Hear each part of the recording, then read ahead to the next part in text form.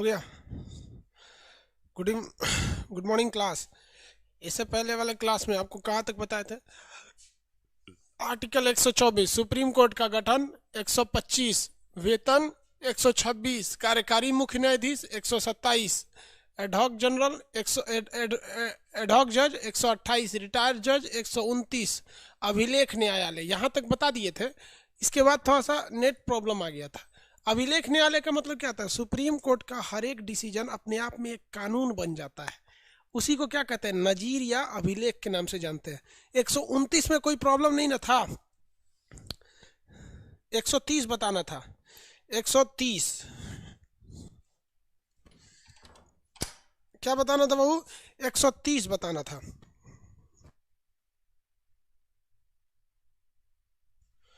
आगे बढ़े।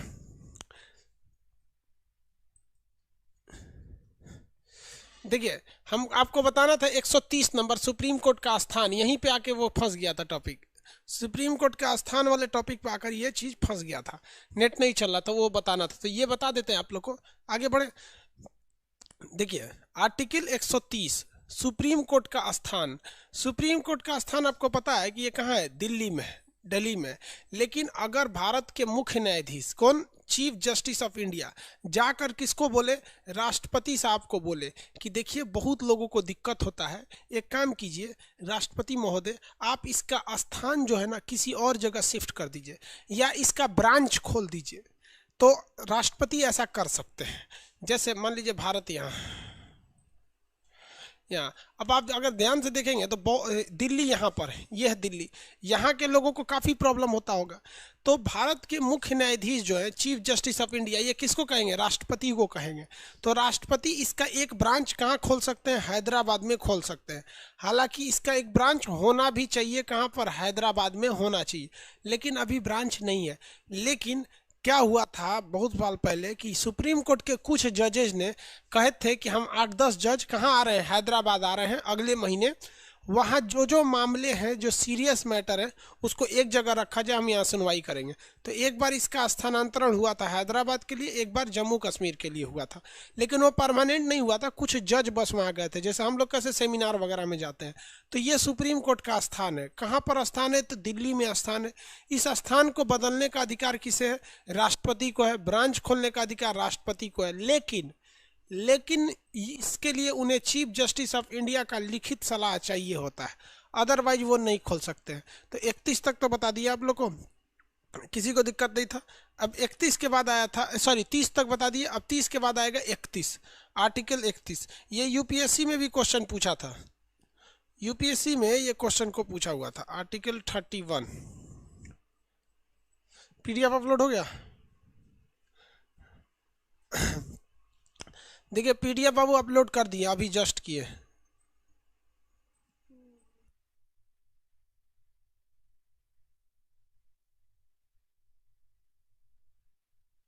आर्टिकल 31 इसमें क्या है कि सुप्रीम कोर्ट के जो प्राइमरी ज्यूरिसडिक्शन है, प्राइमरी ज्यूरिसडिक्शन का मतलब होता है प्राथमिक क्षेत्राधिकार, जिसे हम सुप्रीम कोर्ट का मूल अधिकार कहते हैं।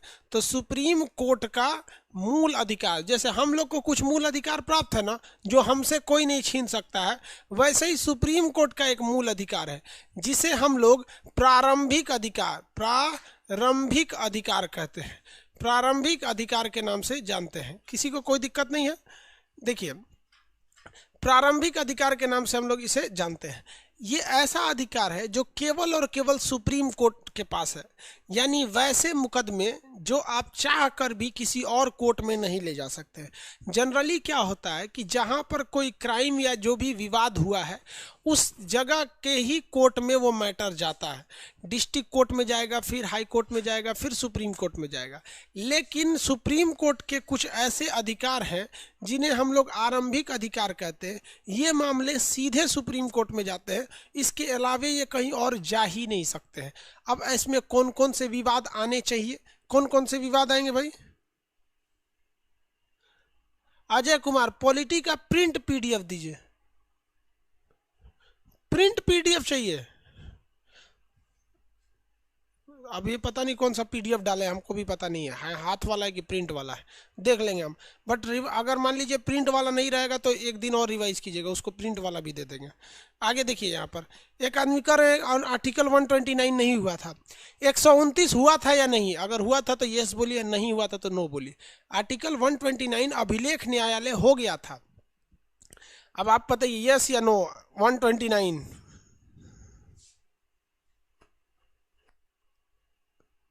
जल्दी बता बाबू। अरे बेवकूफ, यस नो काय बोल रहा है?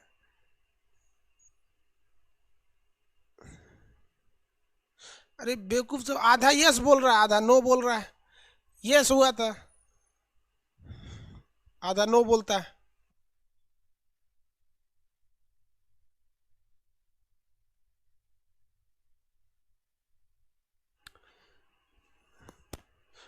एक से एक हद बेवकूफ है, आधा यस बोल रहा है आधा नो बोल रहा है, ऐसा कैसे हो सकता है यार? होगा तो यस होगा, नहीं होगा तो नो होगा।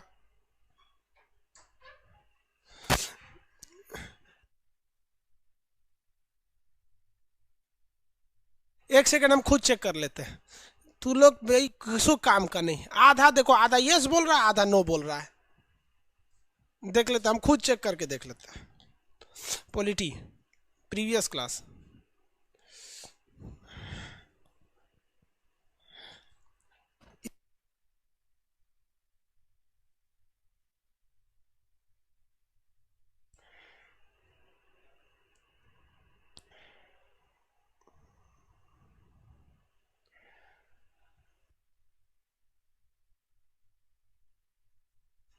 प्रीवियस क्लास कितने तारीख को था? 5 नवंबर को था कि 6 नवंबर को?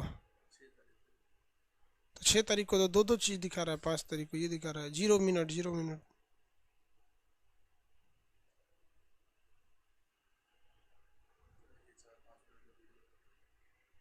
दो बार कटा था ना।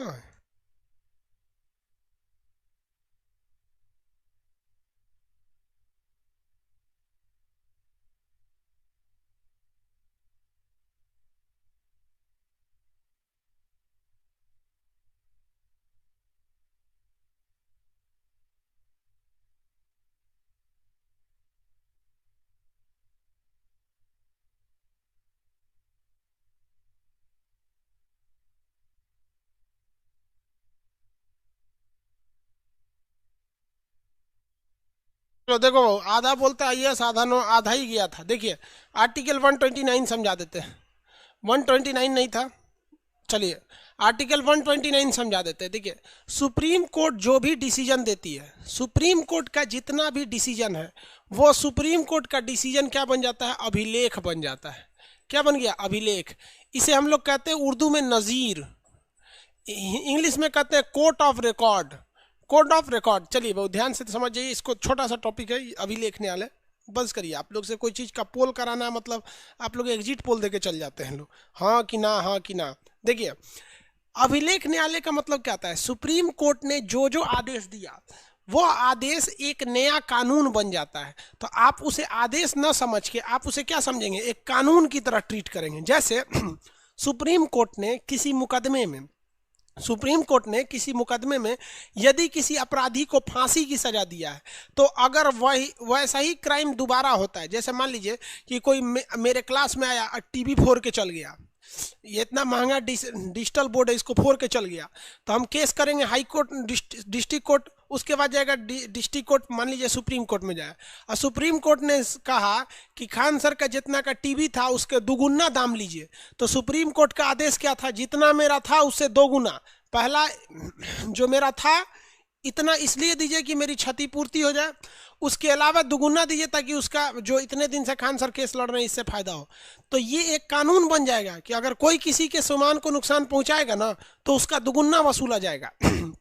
तो सुप्रीम कोर्ट का हर एक आदेश अपने आप में क्या है? एक तरह का रिकॉर्ड है।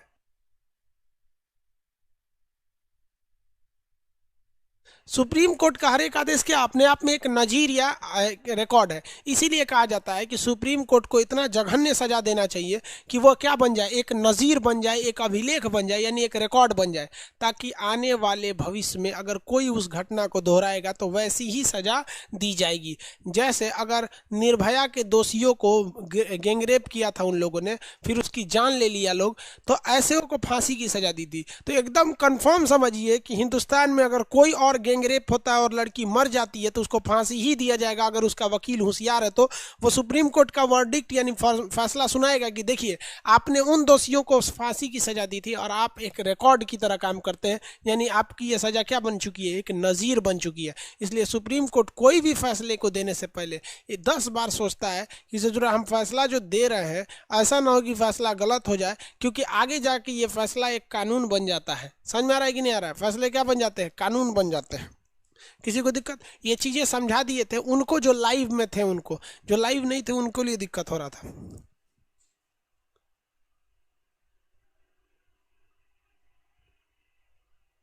आगे बढ़े।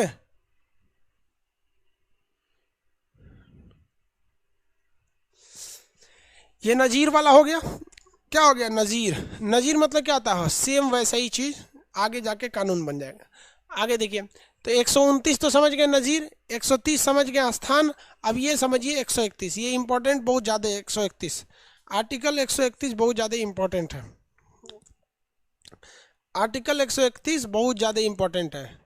जैसे सुप्रीम कोर्ट भाग 5 खत्म होगा ना, 2 दिन आपको रिवाइज कराएंगे इसका कंप्लीट, तो फिर उसमें समस्या खत्म हो जाएगी। वैसे मामले जो केवल सुप्रीम कोर्ट में जाते हैं, only and only in supreme court, only and only in supreme court, तो ऐसे मामलों को कहते हैं हम लोग प्राइमरी ज्यूरिसडिक्शन, मूल अधिकारिता।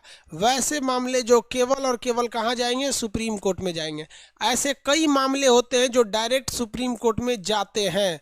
आप में से 3 एग्जाम्पल समझिए इसमें जो डायरेक्ट सुप्रीम कोर्ट में जाते हैं। कौन कौन से मुकदमे डायरेक्ट सुप्रीम में जाते हैं?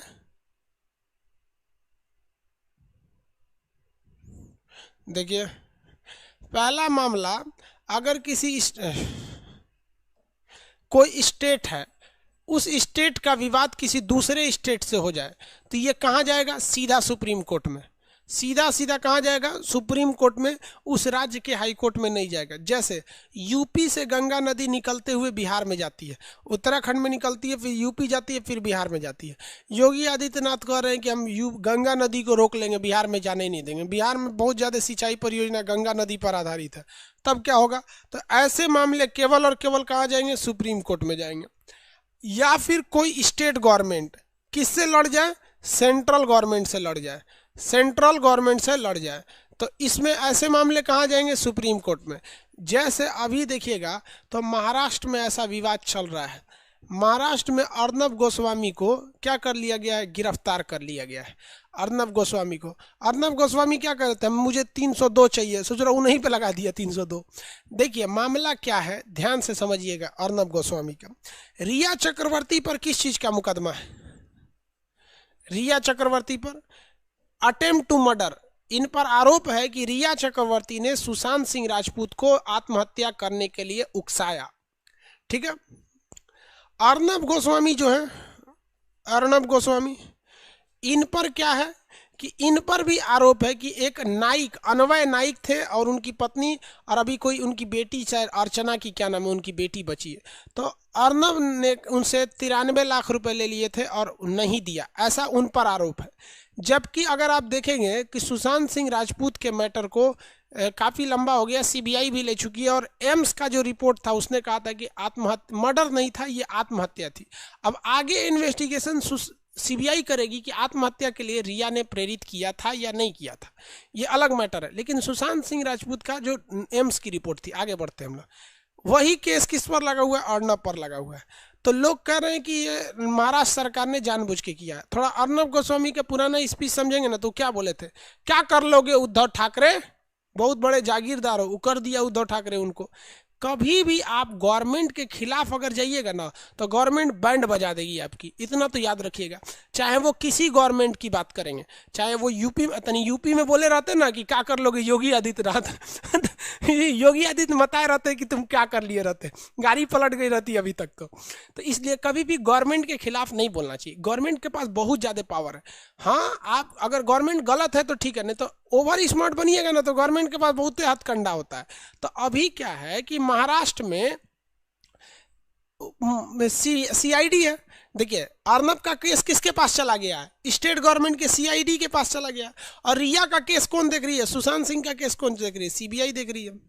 देख रहे हैं, सेंट्रल गवर्नमेंट अपना पावर लगाई है कि हम रिया को जेल भेजेंगे, और स्टेट गवर्नमेंट अपना पावर लगाई है कि हम अर्नब को जेल भेजेंगे। ये भी जेल भेज दी रिया को, ये भी जेल भेज दिया। बहुत मज़ा आ गया। मतलब मज़ा क्या आ गया, मतलब ट्विस्ट देखने में। भाई किसी को ना इंसाफ, किसी को जेल नहीं होना चाहिए, बहुत तकलीफ होती है। तो बात यहाँ एग्जाम्पल के तौर पर समझा रहे हैं। समझ में आ रहा है कि नहीं आ रहा है? इसको ससुरा सब कोई लीक वूक मत कर देना लोग, एप्लीकेशन का वीडियो कुछ कुछ लीक कर देता है सर लोल सब। चलिए आगे देखते हैं हम लोग। ये चीज़ समझ में आ गया? तो कभी भी ना कोई ये जो होता है इस सब चीज़ पे स्टेट गवर्नमेंट से उलझना नहीं चाहिए। तो अगर कोई विवाद आ गया जैसे अभी, तो ये कहाँ जाएगा? सुप्रीम कोर्ट में। तो महाराष्ट्र सरकार और स्टेट गवर्नमेंट का अगर कोई विवाद आ गया तो कहाँ जाएगा? सुप्रीम कोर्ट में जाएगा। एक और कंडीशन होते हैं, ग्रुप बाई ग्रुप होता है, ग्रुपबाजी हो जाती है कि मान लीजिए सेंट्रल गवर्नमेंट है, उसके साथ कुछ स्टेट आ गए, सब केंद्र सरकार है उनके साथ कुछ स्टेट आ गए सर, और इधर कुछ स्टेट अपना ग्रुप बना लिए हैं सर। तो ये ग्रुपबाजी भी अगर हो जाता है, ग्रुप बाई ग्रुप भी होता है, तो भी कहाँ जाएगा? वो सुप्रीम कोर्ट में जाएगा। जैसे अगर केंद्र सरकार कोई डिसीजन लेती है ना, तो जितने राज्यों में बीजेपी की सरकार है वो लोग हाँ हाँ बोल देंगे लोग, लेकिन राज्य सरकार जहां दूसरे गवर्नमेंट की है वहां ऐसा नहीं होगा। तो ऐसे भी विवाद देखे जाते हैं कि केंद्र सरकार और उसके साथ कुछ राज्य हो जाते हैं, और राज्य सरकार अपने कुछ अलग अलग ग्रुप बना लेते हैं। तो ये तीनों मामले सुप्रीम कोर्ट में सीधे जा सकते हैं, आप चाह के भी इसे हाई कोर्ट में नहीं ला सकते हैं। समझ में आ गया कि नहीं आ गया? किसी को कोई दिक्कत?